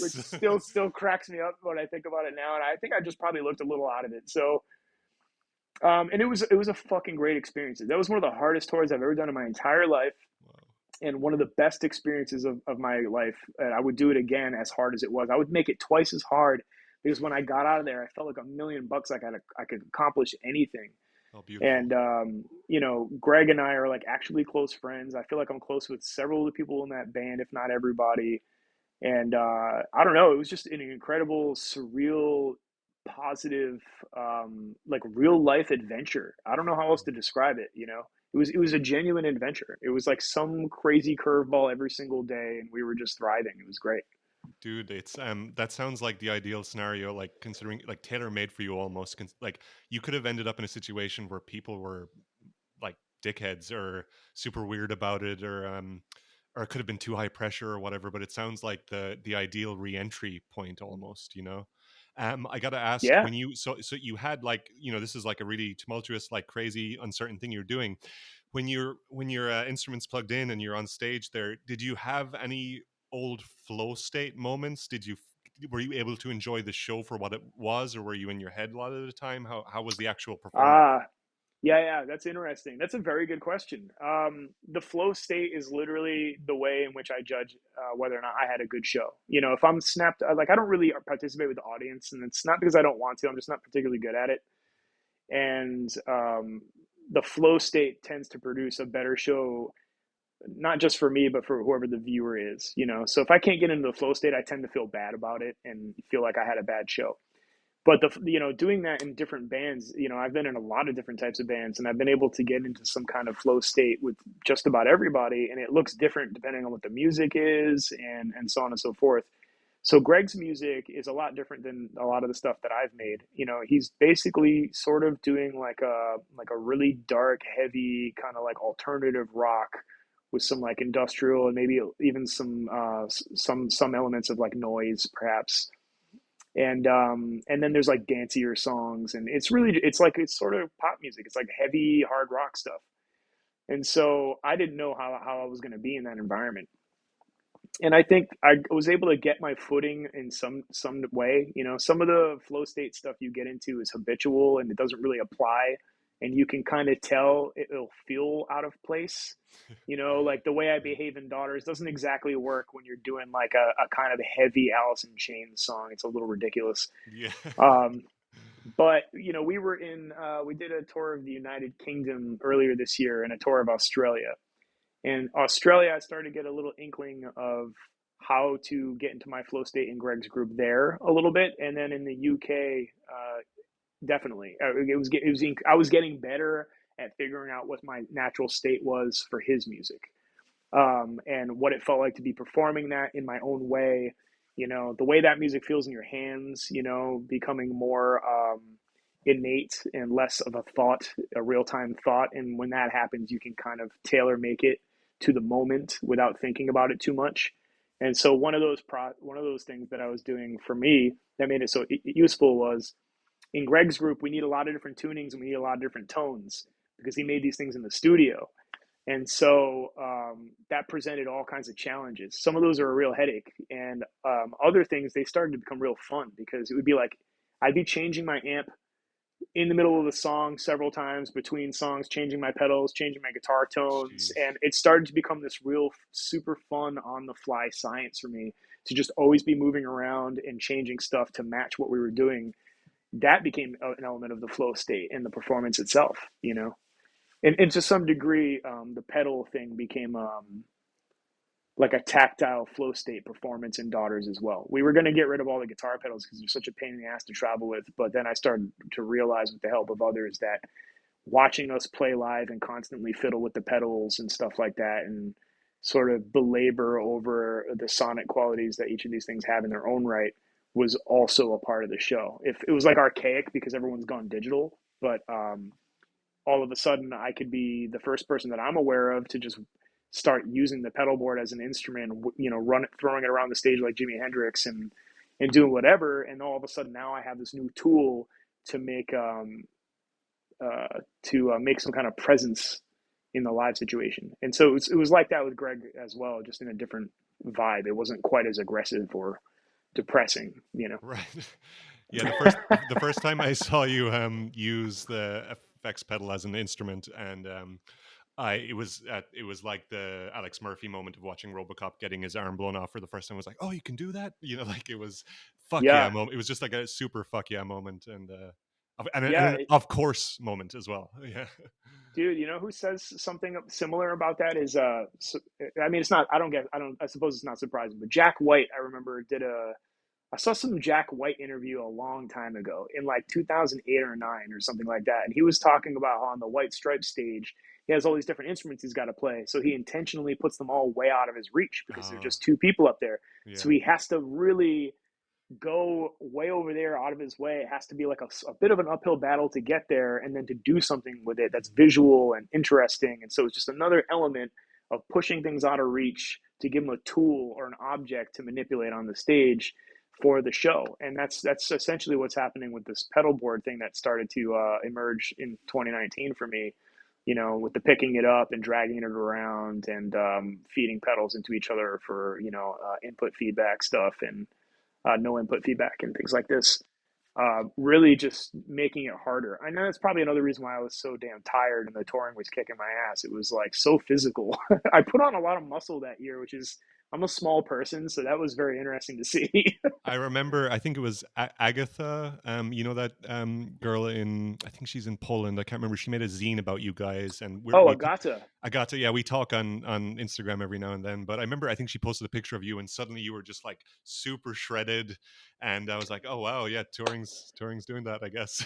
Yeah, it was the touring, man. I mean, to play guitar the way I play it, it's not like micro movements with your fingertips. It's like your shoulders, your back, your ribs. It's all these muscles you wouldn't typically use because I'm doing a lot of this like slidey movement. And then just, we didn't have like stage people with us or people to move our gear. So we move the gear in and out of the building every day. So we'd play for 70 minutes, lose all our body fat, put on a little muscle probably, move all the amps, and then go to bed and wake up in a new place and do the exact same thing. Try to sleep. Yeah, exactly. Try to sleep. We did that on and off consistently for like 13 straight months. And so, at the beginning of the album cycle, I dropped like 20 pounds or something because I was vegan. And I looked really, really skinny. And it kind of freaked me out. So then I was like, okay, I can't be vegan anymore. I'm not good enough at this. I'm not well enough informed, and I need to be able to eat what's in front of me because my schedule is so crazy. I can get vegan food probably most of the time, but not always. And then I started eating protein shakes and stuff because I was worried about the weight. Next thing you know, I had some muscles on me by the end of the year, which it faded immediately. It was crazy. We went home, and within like 2 months, I was back to just being a pencil. Wow. Yeah. Yeah. It's almost like the human body isn't meant to do that for that many months. Just that constant exertion. Yeah. Yeah. My neck was like so thick that year. Like my old friend Alex Barton, he's a painter. He came out to see us at Brooklyn Steel. I was at that show. Yeah. With Health. With Health and Show Me the Body. Yeah. Yeah, I think I went to like every time you came to New York. Yeah. Yeah, that's awesome, man. That was a real triumph for us. I think about that now, and I'm like, it was a group effort. It's not like Daughters sold that place out on our own, but 2,000 capacity headliner in New York is pretty fucking great. I think you guys would have sold that out at the time, but Health fucking was an amazing addition, and then Show Me the Body too, right? Yeah. Show Me the Body is one of my favorite live bands. Certainly at that time, I feel like Julian, the singer, is like this. For me, he's like a magnet. I see him up there. I'm like, man, this guy is perfect for this. He's like perfect. He's like a kid's DVD as a singer. Does that make any sense? A kid's DVD, like the Harmony Korine movie, Kids. If that was like a lead singer, yeah. I don't. It's like his voice or something reminds me of that movie for some reason. The grittiness of that movie, It's a bad analogy. Never mind. He gives off petulant little bastard smartass vibes. yeah. You know what I mean? Like he's got like perpetual fuck you vibes. He's 100%. not like that when you talk to him necessarily, but he definitely has like, I grew up hanging out. I didn't grow up in a great area. I grew up hanging out in the streets, breaking shit and spray painting things and getting into trouble. And he just reminds me of me and all the people I knew back then when we were young, getting into trouble. He's got that vibe. I don't know that he's like that. I have no idea, but like that's kind of he's like the perfect punk, like hardcore type, like dude. Like you see it, and it's just like you seem like a skater and a graffiti guy and a punk dude, and like I don't know, whatever. I'm probably saying all kinds of shit that's embarrassing and annoying to him, but like, yeah, I fucking thoroughly enjoyed watching that guy. He's immersed, he's believable. It's great. Yeah. That's that flow state thing again. Not to harp on about it too much, but like, you talk about the flow state when you're on stage. Is there anything leading up to it you do? Like any what's the word? Not ceremony, but anything you do every like time? Like a ritual? Ritual, yeah. Yeah, actually, I'm a ritual person in general. I have all these, I'm a person of habit. And part of that's because I also have diagnosed ADHD and I always have. So I develop these routines because I'm definitely going to get lost in thought at any given moment. And so it's better for me to have things that I don't necessarily have to think about. And that's another reason why touring is very hard, because you kind of can't create routines very easily because you don't know what's going to happen with your schedule on any given moment, or you'll find out too soon, or at least you'll realize it's too erratic to really develop any kind of consistency. But I always do things like I have this habit of showering if I can, or like washing my hair and face before I go out there. It's ridiculous, but it's like I need to reset, and that's how I do it at home. I took a shower before this for no reason. Same, dude. Same. Today. Yeah. Same. I fucking moisturized. I was like, is the hat at the correct angle so that I can do this interview properly? Like, Jesus fucking Christ. Yeah. I guess it should be mentioned that I have also, I'm a fucking unwell human being in some regards, but I also have diagnosed body dysmorphic disorder. I finally got the diagnosis during the pandemic, which I needed. Yeah. So 2019 was really hard because I would never seen so many pictures of myself, awkward photos and videos of myself ever. Yeah. And I don't look at photos of myself like pretty much ever. So you probably get this all the time, but it's so fucking ironic because like 90% of the people who are looking at what you think is a dorky photograph are like, coolest guy ever. Yeah, it's and that's the fucked up thing about this particular illness. And I know a handful of people who have it because it's becoming increasingly well known. It used to be fairly obscure, and it's kind of a newer diagnosis. But as word gets out, more and more people realize they really do have an issue with this particular thing, and they meet the criteria for something clinical. And and one of the things that anyone who is struck with this shit can tell you is that no amount of words from another person, true or not, can make an impact at all. It's like literally like you need therapy and you need medication like NAC, which is does something for your cell health that for some reason has a positive effect. And you just need to be really trying super hard to develop ways to get some distance from this shit. But yeah, no amount of words will ever help you. You know what I mean? I've had people say some very complimentary things to me about the way I look, and it actually sometimes makes it worse because I realize that I can't see that shit. Oh, yeah. You know what I mean? Yeah. I'm like, I can't see what you see. Yeah, I think on top of that too, like what isn't really talked about enough is like it's okay to set boundaries where you're like, I'm just not going to look at fucking photographs. I'm not going to look at videos. Like that's part of my life. It's not about conquering that thing. Sometimes you just need to get some fucking distance. Yeah, exactly. So for me, I don't look at mirrors. We have a bunch of mirrors in my house because Sarah likes mirrors as something she collects. But if she were on this podcast too, she could tell you I don't really look in a mirror. I have a little tiny mirror in the bathroom that I can look at my mouth so I can shave my fucking face. And that's pretty much it. I don't even look at what my hair is doing. None of that shit. Oh, my ear pods are dying out. Hold on.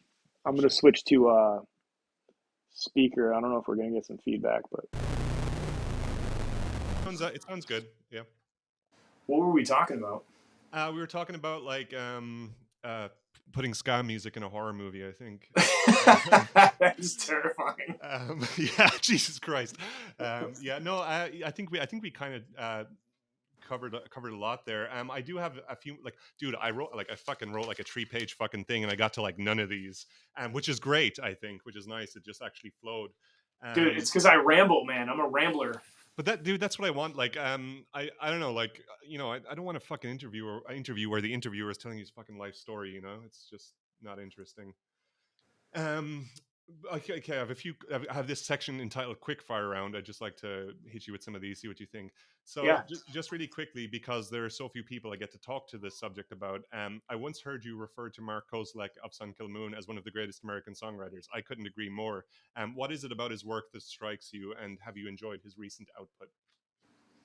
Yeah, I mean, everything this dude does is like brilliant. I don't understand how one person could put out so much incredible stuff. Even when he started to move in a more experimental direction and more of a stream of consciousness direction, it sounds like he's developed these highly repetitive soundscapes that he. I don't know what he's doing. I should make it known in case he's ever listening to this, because believe it or not, some people around me actually know this dude. So it's not out of the realm of possibility that he'll catch wind of something I'm saying. Maybe not. Who knows? I don't know. Whatever. It sounds like he's reading like these like spoken word poems over the last several records, and they're incredible, man. The stuff he did with Godflesh there. Oh yeah. Those records are fucking great. He did a record with like a well-known arty indie rock band guy, Parquet Courts. I can't remember the dude's name anymore, but he did a record with somebody from Parquet Courts. It's crazy good. He's done a bunch of stuff with this quartet. I can't remember what it's called, but I think they just go all by their individual names. There's a song in there called February Rain that just shifts gears at the very tail end of the song in this way that completely blew my mind. I think maybe 2020 or 2021 when it came out. Yeah, it just suddenly shifts gears out of nowhere in this seemingly angular but totally fluid and just unbelievably just brilliant, simple, incredible way. It was like shocking when I heard it, and I thought I've never heard anyone do that before at all. And yeah, I don't know, everything that dude touches, and sometimes you don't even really need an explanation. Sometimes somebody just has the right voice, the right words, and the right handle on melody, which creates the perfect circumstances for something to really be theirs. And, he's super vulnerable. He's entertaining, I love music that's depressing. So Benji's just a fucking perfect record for that shit. Yeah. Richard Ramirez, or, yeah. So many good. Oh, Jesus Christ. Yeah, absolutely. Yeah.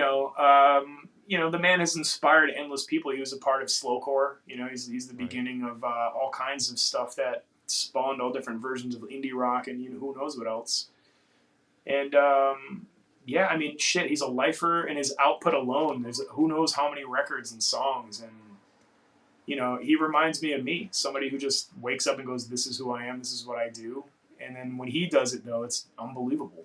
Yeah, I want to tie that into something else I wanted to ask you, which was like something that's been kind of like new for me in my life is I had a bout of like I guess you would call it like musical anhedonia, or just like inability to enjoy music. We came off a tour there recently, and it was like the second time it happened to me. I just put in my fucking headphones, and I just like it. It's almost just like the annoying sensation on my eardrum hairs is all I'm getting from it, and it's kind of terrifying. That happens to me too.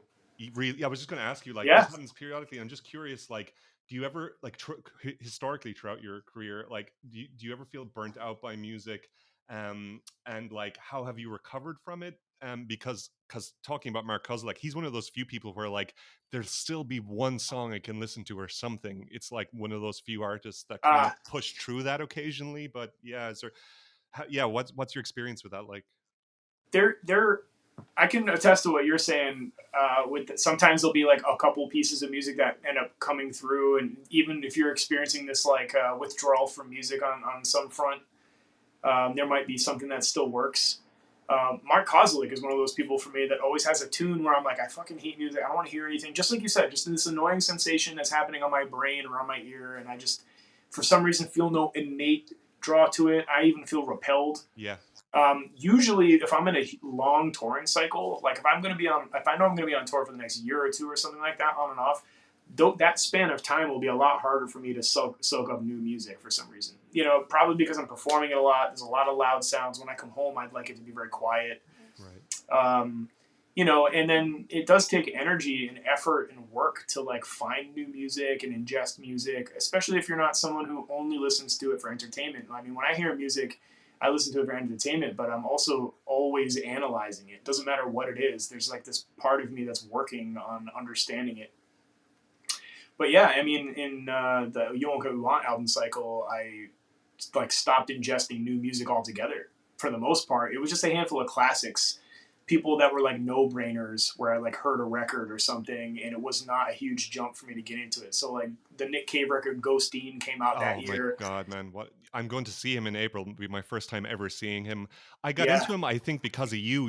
I was like, who's this like depressed vampire dude? I just somehow missed his whole career. And then you posted about Ghosteen. I was like, Jesus fucking Christ. And I've gotten into him hugely over the last 2 years, but like incredible stuff. Sorry, I didn't mean to. Yeah. No, totally. I mean, you know, he has, like everybody else, he has seasons, you know, like I don't like everything he's done, but I like a lot of it. And Ghosteen has so much profoundly good music on it. It's like shocking. And he and Warren Ellis and the other people that they're working with have, you know, some people when they hear Nick Cave, they're going to want to hear certain versions of Nick Cave that have happened in his career.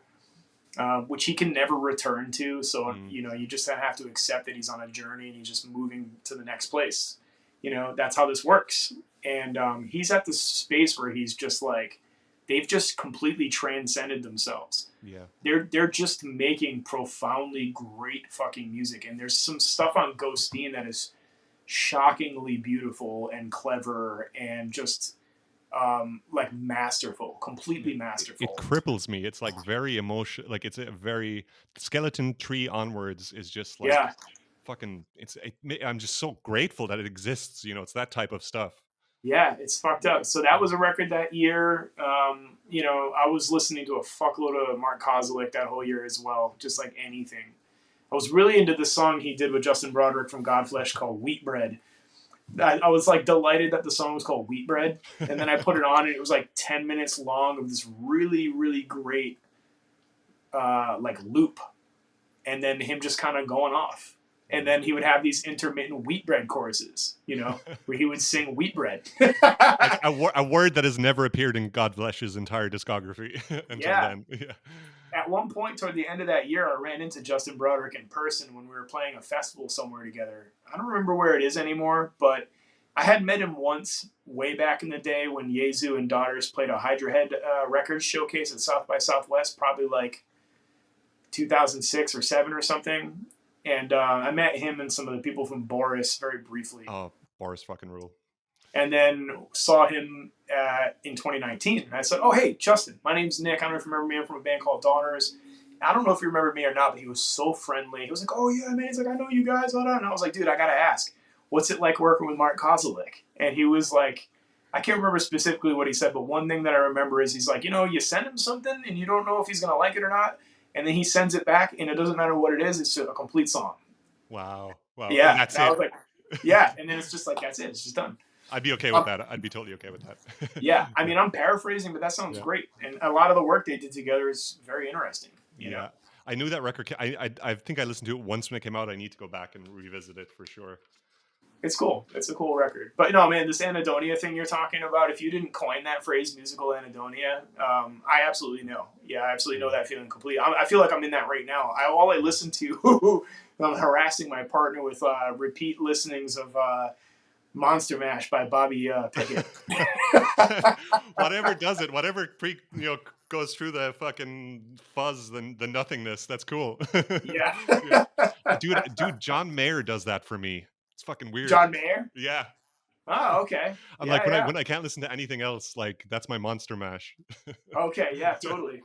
You know, the other thing that I can listen to, it doesn't matter what season I'm in, is just recordings that I've made. You know, sounds kind of douchey, but like, if I'm trying to understand what it is I've made and whether or not I can do anything with it or it has some kind of potential, I don't read or write music or anything like that, so I generally have to assimilate things to some absurd degree so that I can understand what to do with them or whether or not they're worth anything. And because I've been in the habit of recording myself, like pretty much anything I can think of, I've been recording since like the year 2003 or something. So I just have a shitload of recorded material. And I mean, at any point, I can play some stuff that I have in the Dropbox that I don't remember making at all. And that doesn't really require the same type of listening that it would be if I was like listening to somebody else's record during a period of trying to distance myself, or like an innate disinclination towards listening to stuff, maybe because I'm just tired of it. But with my own stuff, it activates some other part of my brain. It's really interesting. Do you plan on releasing some of that stuff?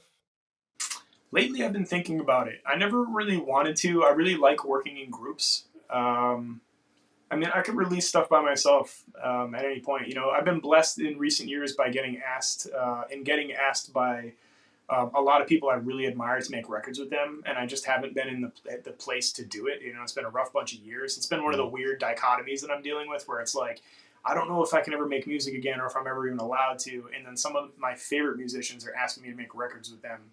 That's been pretty insane to me.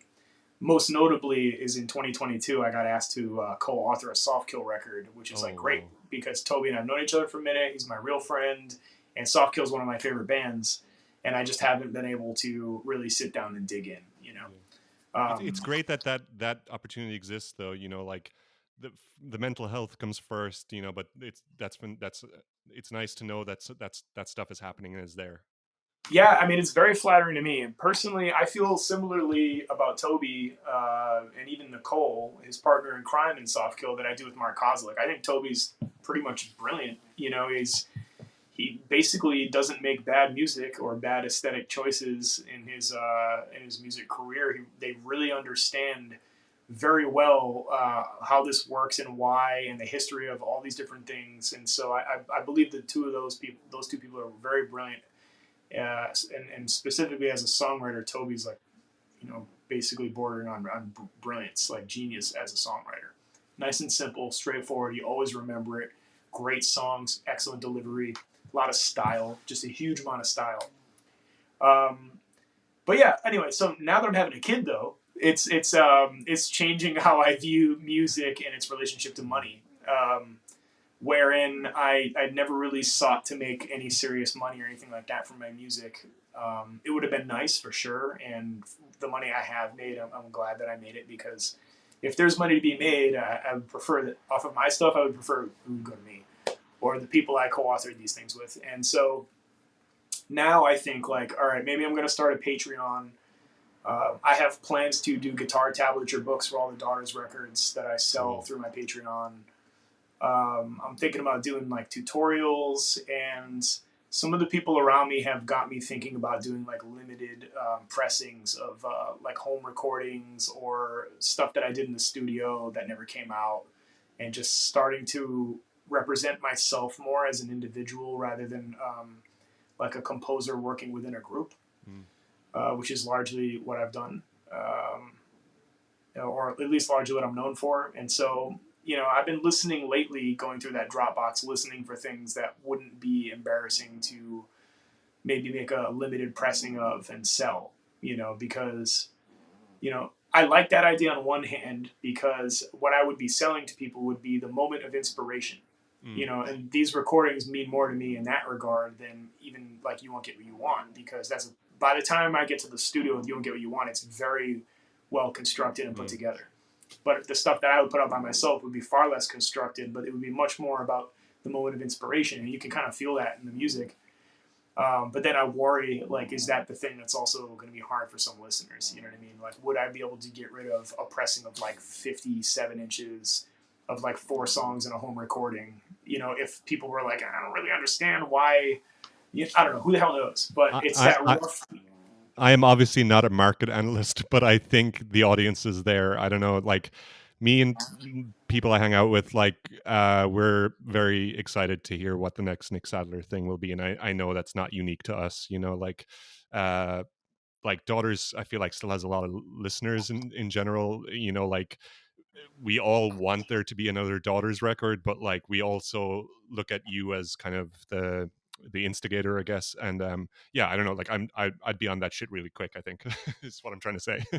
You know, I've been shocked to find out that especially in the last couple of years, it's just a huge amount of support for Daughters. It's like, I think people had to wait and see whether or not it was okay for them to to feel that way without getting destroyed by strangers on the internet. Yeah. But the amount of support that's out there for daughters is kind of astounding. And, if there weren't any support, I would get that, actually, because it's like, it's a whole thing's very, like you said, it's confusing, but it's also kind of terrifying. And who the fuck knows? From the audience's perspective, who knows? Which is one of the problems I have with people who come for you on the internet, because the reality is, who the fuck knows? You don't know. What are you doing? But in London, on the UK tour with Greg, we played a daughter song as an encore to a sold-out crowd of 600 people. We just kind of threw it together like a fair enough version with the band at some sound checks, and then we just launched into it. What song? Reason They Hate Me. Amazing. Wow. How did it go down? I mean, I think we were collectively a little nervous. We weren't sure whether or not we were like committing some grievous crime. It was hard to say. But it was something Greg wanted to do, and we did it. And at first, you could see people in the audience like tilting their heads. They didn't know what was going on. And I literally watched a bunch of people like 10 seconds into it, their eyes light up, and they start going, ah! And then you see people jumping up and down. And then when it ended, the audience like roared. It was one of the biggest applause of the night. Yeah. And then, of course, there were a couple of people on the internet trying to fucking turn it into like this huge thing. Which ended up being a small conversation on the internet, and I'm glad. But because I don't want Greg to take any heat for something like that. He's just trying to. He was literally doing it to do a nice thing for me, because he understands it's my work that was taken from me. You know what I mean? Yeah. So he was trying to give me a gift at his biggest show as a solo artist. So it meant a lot to me that we did it. Yeah. And it was really nice to see that people genuinely enjoyed it. People were really happy to watch us do that. I think people, like, more than we know, the people out there are quite level-headed, like in real life, as you're saying. Like, for the reading you get from being online is that, like, Jesus Christ, this is fucking kryptonite. But like in real life, most people are relatively nuanced about things and are just kind of like, yeah, I don't really know what the deal is, and I know I love this art, so I'm going to enjoy it when it appears. Yeah, I don't know where I was going with that, but yeah. Yeah, no, thank you. It's been really nice, man. It's been really nice. For much of my life, Daughters was the love of my life. I really put a very narrow amount of thought into that band. Like I focused very narrowly on this band and the idea of it and what I thought we could do for like 2 decades. You could ask anybody. It was like my lifeline. It was like why I was here. What I've been put on the earth to do. It's not a healthy way to approach a lot of things. But I think if you're going to do anything creatively that you really, really want to make worthwhile, then you have to just you have to submit to it. And that's what I was doing. I was living an entire life built around the idea that I was this person who did that stuff. Yeah. And so, the group really meant a lot to me. So to have it like kind of snatched like that was, nothing short of profound to me, and it lit a lot of bulbs about my sense of identity as well, and things like this. There are silver linings to some of that too. There are things that are damaged probably forever for me, psychically and psychologically, but there are some other things that were greatly strengthened by it, and I learned some new stuff, and you find out that suffering is bottomless. You can suffer profoundly, and there's another layer. There always is, and that's very interesting, because when you understand that, you can come out of it with some new strengths, and I would almost recommend profound suffering to anybody if the price of admission weren't so steep. Yeah. The thing that makes it, now it's like a part of your history, in the sense that, like, what happened to you, if something really bad happens to someone, people can come around and offer empathy, because most horrible things that happen have a precedent, and they know how to internalize them. And there's almost, there's never a guide for grief, and there's never a guide for pure sorrow. But when something happens to you that's so unique that people are afraid to comfort you, it's just such a profoundly, uniquely horrible thing to go through. I'm glad that you're far enough away from it now that you can see there are some silver linings, and also hopefully that experience goes on to inform what you do now in a good way. It's still early days, I know, but it's just like, that just blows my mind, the uniqueness of the pain. There isn't language about that stuff. There isn't a lot of talks about that stuff, and that's one of the main reasons I wanted to talk to you, because it's an important conversation to have, I guess. That was a very good insight about that there could exist a set of circumstances in which people might even want to comfort you, and they're just too freaked out. Yeah. There were some people that I've known all my life who vanished on me. Yeah. And then we would reconvene later, and they would be like, "Look, man, I didn't want to vanish on you or anything." They were like, "I didn't know what to do, and what I saw happening to you was so disturbing to me that I wake up every day feeling depressed about it." They're like, it's been 6 months, and I still feel negatively affected by what happened to you, and watching it and knowing that there was nothing I could do to help you, and it freaked me out and made me overwhelmed until I had to shut down. And then time had to go by for even me to be able to talk to you about this, and that was a handful of people. And it wasn't like we thought you did something, or we thought somebody did something, or you guys are these bad people. It was just like, what was happening was insane. It was really hard to watch this happen to you, man. And knowing that, like, I want to be there for you, and I just don't know how. Because this is also a fairly new phenomena, this whole hysteria. It's like people don't exactly quite know how to deal with it in most instances. It's funny. It's made me empathize with some people that I don't even know that are worth empathizing with. You know what I mean? It's like every once in a while, like there was a moment where I was like, dude, I don't know. I feel bad for Kanye. yeah, right. Because I know a little bit about what it's like to be in the spotlight. And let me tell you something. I'm not going to empathize with Kanye on those terms at all. But there's definitely something to the notion that guy is not living anywhere near a normal reality of any fucking kind. He probably doesn't have a single soul around him to normalize his ass. And, there's nobody who isn't yesing him everywhere he is. I had that around me, and I'm not even remotely close to the level this dude's at. Yeah. He's living in this distorted state all the time. It's fucked up, and so I'm not surprised to see that dude have all these meltdowns. I'm sad for him that they were so fucking profoundly ugly and wrong. But because that's another person who it took me a long time to recognize, but that person has a real artist soul on some level. The record he uses to me is kind of the proof in that. That's a ridiculously good record, and I hated that guy all my life, but that record is fucking crazy good. Yeah. And by the time I realized that he was long gone. But I had some empathy for him because of what I had gone through. I was like over-empathizing, which is a classic Nick Sadler trait, to over-empathize. But I thought it was so ugly, and I couldn't help project what had happened to me onto what I was watching happening with him. And it was all very upsetting. Yeah. Even though, he did things that completely deserve, to be scrutinized heavily, I still couldn't help but be like, yo, it's still disturbing. Yeah, there's still a person there. Every aspect. It's fucking horrible to watch. Yeah. Yeah. It's like our personal gladiator culture. Yeah, for sure. It's like we've lost, if you want to give this cliche, it's like since we've removed ourselves from religion or whatever, this is the new thing we've glommed onto, this gives meaning to so many people's lives, this like hate fest, on that note, like, it's interesting you're talking about Kanye and like you see yourself over empathizing.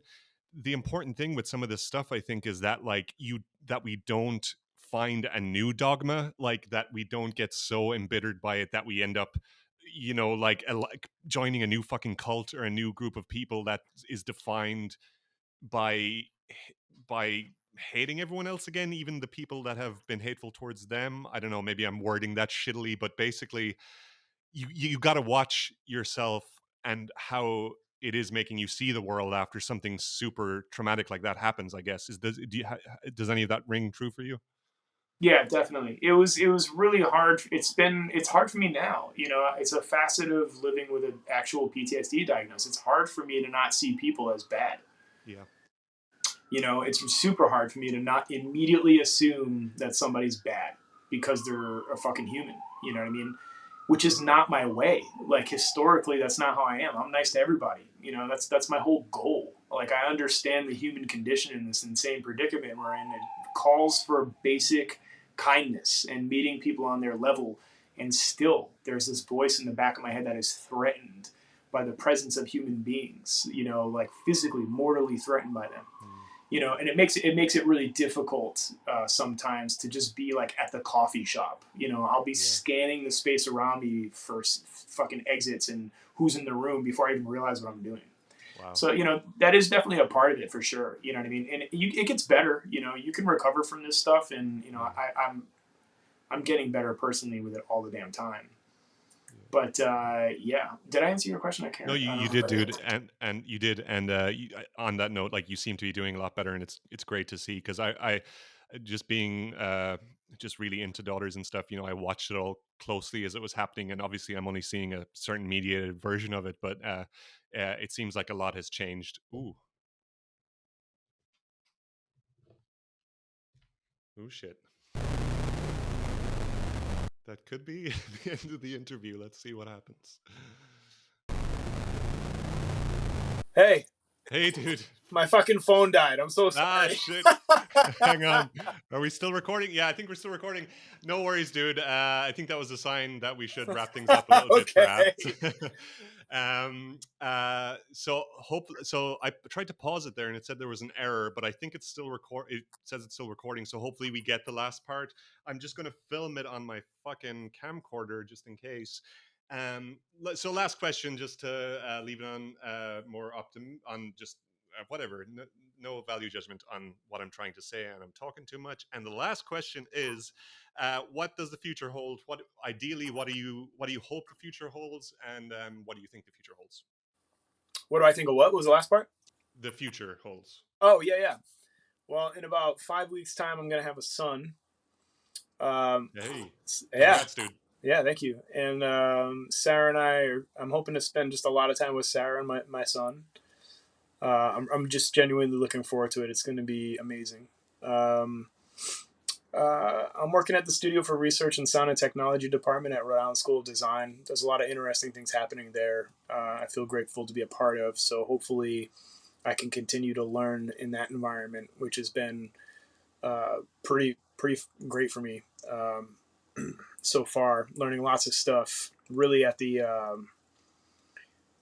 vanguard of our particular set of work, as I work with people who are developing it in real time. I want to do more movies. I'm trying to find somebody to, like I said, finance a book about my life and about the stuff that happened to us. And I hope to publish more books of poetry. And I don't know. I mean, I got any number of like band related type projects and ideas in mind, and we'll just have to see what amount of time I have and which one takes place. I know that John Severson, the drummer of Daughters, and I are talking about doing some kind of album together. Cool. Probably on Hit the Cack. I see that he's in Human Impact at the moment, right?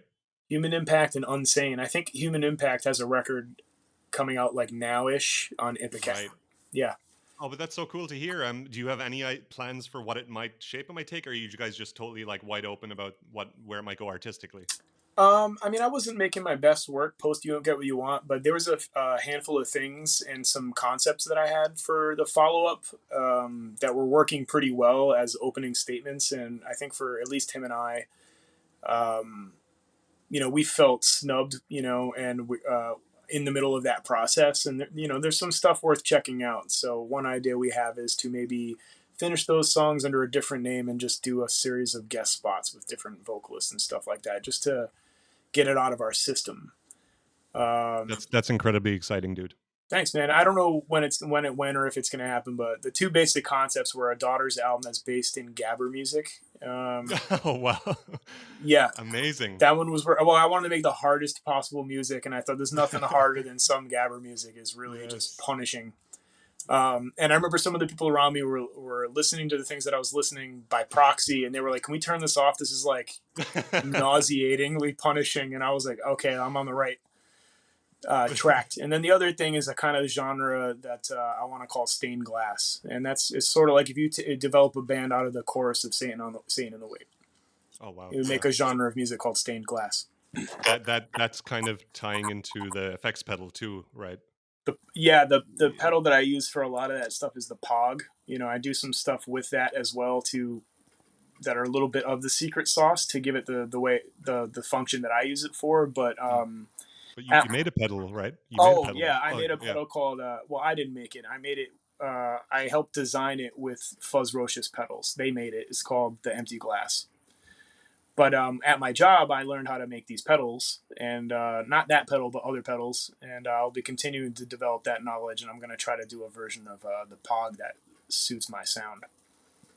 That's fucking sick, dude. I'm super excited to see what comes out. I'm just going to be really codependent here and just say one thing to you, which is a bunch of my friends now have just had kids over the last, like some are about to have kids, some had kids about 4 years ago, all of us around the same age. And they've all been able to maintain their musical practice. Like it hasn't changed anything. They've actually, some of them have gotten more prolific as just once they got their schedule and rhythm established.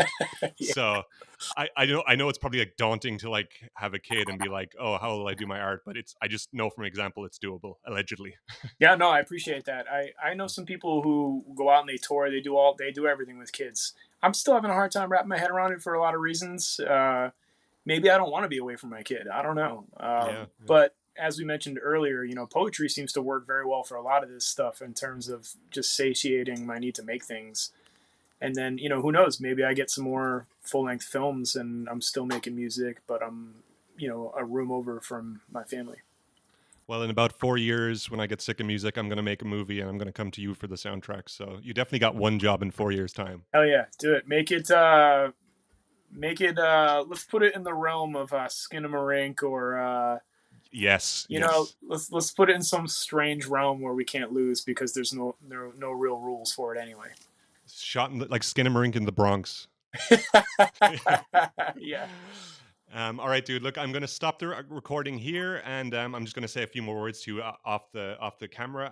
But thanks so much for doing this interview, dude. I wish you all the best in the future, and yeah, thanks again.